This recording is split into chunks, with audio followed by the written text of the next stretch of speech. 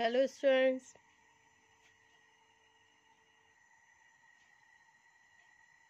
Today our topic is main problems of content analysis. अंतर्वस्तु विश्लेषण की प्रमुख समस्याएं.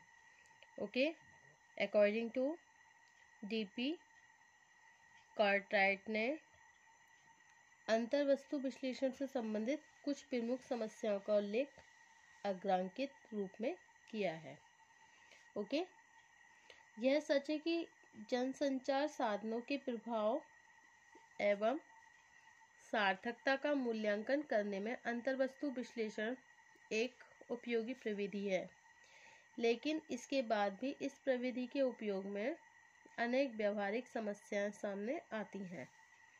एक अध्ययनकर्ता इन समस्याओं का जितना जल्दी कुशलतापूर्वक निराकरण कर लेता है, वह अंतर्वस्तु विश्लेषण के द्वारा उतने ही उपयोगी निष्कर्ष देने में सफल हो जाता है. Okay.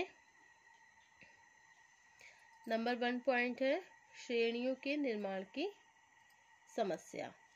Okay. This is the all points of main problem of content analysis. Number 1 है श्रेणियों के निर्माण की समस्या, जिसे इंग्लिश में क्या बोलते हैं? Constructing the categories. ओके.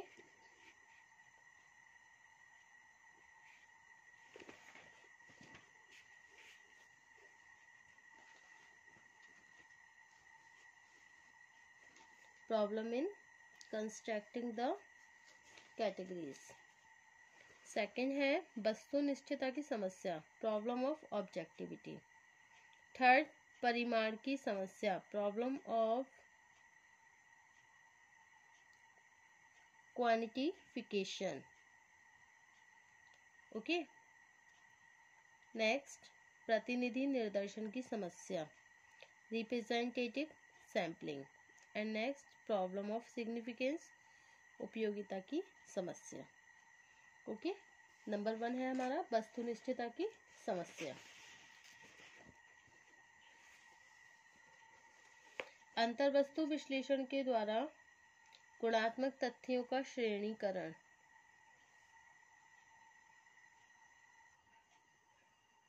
अध्ययनकर्ता जिन तथ्यों को वस्तुनिष्ठ रूप में प्रस्तुत करने का दावा किया करता है, उसकी वस्तुनिष्ठता की जांच किन आधारों पर की जाए. उदाहरण के लिए अंतर्वस्तु विश्लेषण प्रविधि का प्रयोग करने वाला शोधकर्ता यदि किसी नेता द्वारा दिए गए भाषण के वाक्यों को विभिन्न समाचार पत्रों से संकलित करके उनके आधार पर एक निष्कर्ष देता है, तो अन्य लोगों के पास ऐसा कोई ठोस आधार नहीं होता है जिससे वे भाषण के उन अंशों अथवा उन पर आधारित विश्लेषण की वस्तुनिष्ठता का सत्यापन कर सके. ओके. सेकंड पॉइंट है श्रेणियों के निर्माण की समस्या, problem in constructing the categories. Okay. अंतर्वस्तु विश्लेषण के लिए यह आवश्यक है कि विभिन्न चरों से संबंधित सामग्री को एक एक श्रेणी में परिवर्तित करके उनका विश्लेषण किया जाए. इस संबंध में कठिनाई ये आती है कि अध्ययनकर्ता के पास कोई भी ऐसे निश्चित मापदंड नहीं होते जिनको आधार मानकर वह श्रेणियों का निर्माण कर सके. वैज्ञानिकता के लिए जरूरी है कि उन नियमों अथवा मापदंडों को सुपरिभाषित होना चाहिए जिनके आधार पर विभिन्न श्रेणियों का निर्माण किया जा रहा है. इसके विपरीत समान चरों पर आधारित वस्तु को विभिन्न श्रेणियों में विभाजित करने के लिए विभिन्न अध्ययनकर्ता अलग अलग नियमों का उपयोग करते हैं.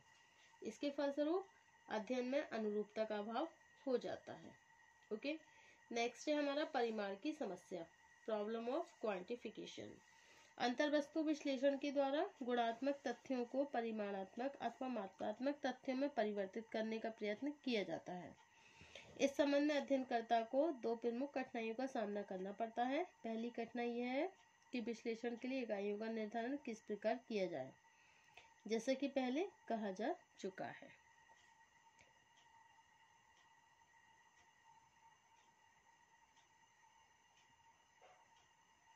जनसंचार के क्षेत्र में भी यह इकाइयां शब्द, वाक्य, पात्र, मद, स्थान अथवा समय आदि किसी भी रूप में हो सकती है. एक अध्ययनकर्ता जब अपनी सुविधा के अनुसार इनमें से किसी एक के आधार पर इकाइयों का निर्धारण करता है तो परिमाणन का आधार ही भावनात्मक हो जाता है। गुणात्मक तथ्यों को परिमाणात्मक रूप में परिवर्तित करने के लिए अध्ययनकर्ता को विभिन्न तथ्यों के लिए एक समुचित भार देना भी आवश्यक होता है। कठिनाई यह है कि जब गुणात्मक तथ्यों के कार्य कारण संबंध को ज्ञात करना ही कठिन है तो उन्हें एक समुचित भार किस प्रकार दिया जाए। ओके, नेक्स्ट पॉइंट है प्रतिनिधि निर्देशन की समस्या, प्रॉब्लम ऑफ रिप्रेजेंटेटिव सैम्पलिंग। अंतर्वस्तु विश्लेषण की प्रविधि इस मान्यता पर आधारित है कि यदि किसी कथन, विचार अथवा मूल्य से संबंधित इकाइयों का श्रेणीकरण करके एक सामान्य निष्कर्ष प्रस्तुत किया जाए, इसके द्वारा जनसंचार से संबंधित किसी विशेष साधन के प्रभाव का वास्तविक मूल्यांकन किया जा सकता है। इस संबंध में प्रश्न उठता है कि यदि एक छोटे से समूह अथवा किसी विशेष व्यक्ति के कथनों अथवा शब्दों के आधार पर एक निष्कर्ष प्रस्तुत किया गया हो तो उसका सामान्यीकरण किस प्रकार किया जा सकता है। अंतर्वस्तु विश्लेषण के लिए अध्ययनकर्ता के पास इकाइयों के चुनाव अथवा निर्देशन के लिए कोई ठोस आधार नहीं होता। जब निर्देशन ही स्वैच्छिक होता है तो उस पर आधारित निष्कर्ष को एक संपूर्ण समाज अथवा व्यवस्था पर किस प्रकार लागू किया जा सकता है। ओके, नेक्स्ट पॉइंट है हमारा उपयोगिता की समस्या, प्रॉब्लम ऑफ सिग्निफिकेंस। साधारणतया अंतर्वस्तु विश्लेषण को एक अत्यधिक उपयोगी प्रविधि के रूप में स्वीकार कर लिया जाता है, लेकिन वास्तविकता यह है कि सिद्धांत के निर्माण तथा व्यावहारिक जीवन में ये प्रविधि अधिक उपयोगी प्रमाणित नहीं हुई है। इस संबंध में कार्टराइट ने लिखा है, दुर्भाग्यवश अंतर्वस्तु विश्लेषण के बारे में यह समझा जाता है कि इसके द्वारा वस्तुनिष्ठता तथा परिमाणन से संबंधित सभी आवश्यकताओं को पूरा कर लिया गया है।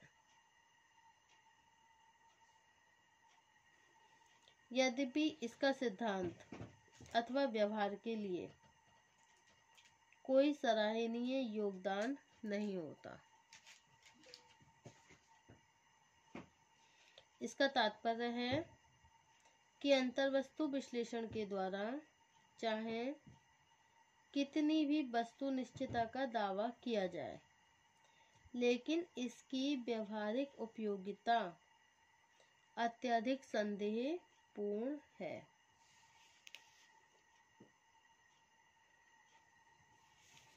ओके,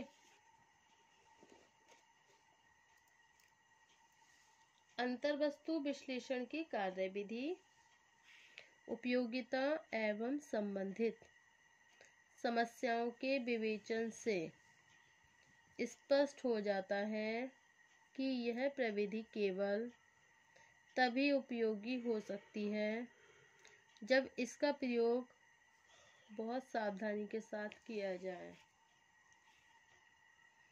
यह ध्यान रखना भी आवश्यक है कि जिस प्रकार अनुमापन प्रविधियां मनोवृत्तियों का माप करने के लिए उपयोगी हैं, उसी प्रकार अंतर्वस्तु विश्लेषण के द्वारा मुख्यतः जनसंचार माध्यमों के प्रभाव का ही माप करना अधिक उपयोगी होता है।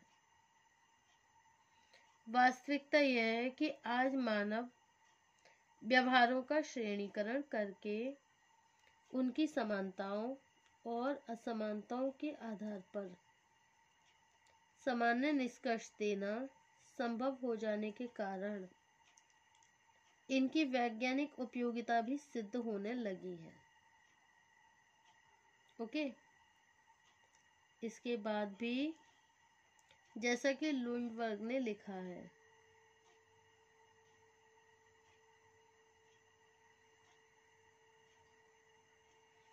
जब तक ऐसे सिद्धांतों से और ऐसे अध्ययनों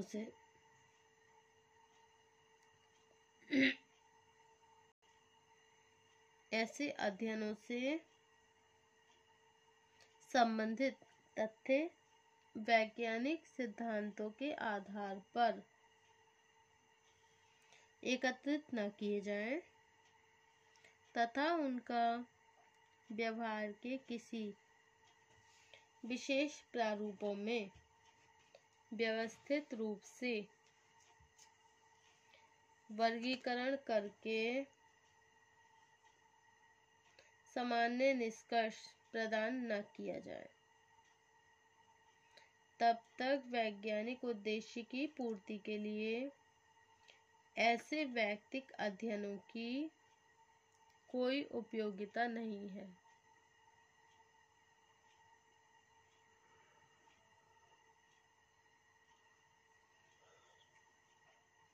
अंतर्वस्तु विश्लेषण की सार्थकता का मूल्यांकन भी इसी कथन के संदर्भ में किया जाना चाहिए।